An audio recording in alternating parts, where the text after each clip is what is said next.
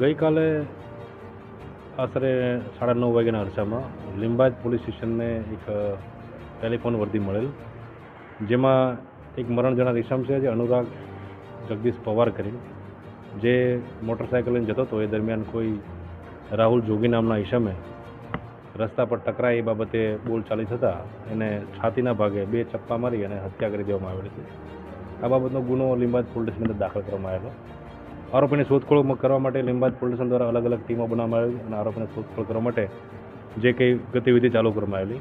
એ દરમિયાન આજે સવારે વહેલા આશરે 5:30 વાગ્યાના અરસામાં લીંબાયત પોલીસને બાતમી મળેલ કે આ કામનો આરોપી જે રાહુલ સંજય રાઠી છે, જે લીંબાયત મીઠીખાડી વિસ્તારમાં ટાંકી પાસે હોવાની હકીકત મળતા પોલીસ ટીમ સાથે ઉપરોક્ત આરોપીને પકડવા જતા આરોપીને પોતાના કમરમાંથી ચપ્પુ કાઢી અને અમારી ટીમના એક પોલીસ કર્મચારી છે જે મુકેશભાઈ બાગુલ ના ઉપર હુમલો કરેલ, જેઓને ઈજા થયેલ.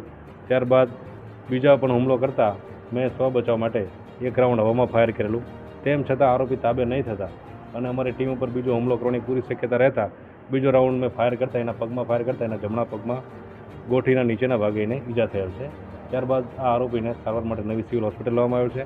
હાડીની સારવાર ચાલુ છે અને ઈજા પામનાર જે પોલીસ કર્મચારી છે જે મુકેશભાઈ બાગુલ, જેઓને ઉધના ખાતે સનરાઈઝ હોસ્પિટલની અંદર એડમિટ કરવામાં આવ્યો છે. ત્યાં બંનેની સારવાર ચાલી રહી છે. આરોપી વિરુદ્ધમાં 17 ગુના દાખલ થયેલા છે. મારામારીના 2 વખત પાસા પણ થયેલી છે. આરોપી પોતે રીઢો ગુનેગાર છે અને હુમલો કરવાની ટેવવાળો છે, જેથી પોલીસે સ્વ બચાવમાં ફાયરિંગ કર્યું છે. હાલ તપાસ ચાલુ છે. હાલ આરોપીની સારવાર ચાલી રહી છે.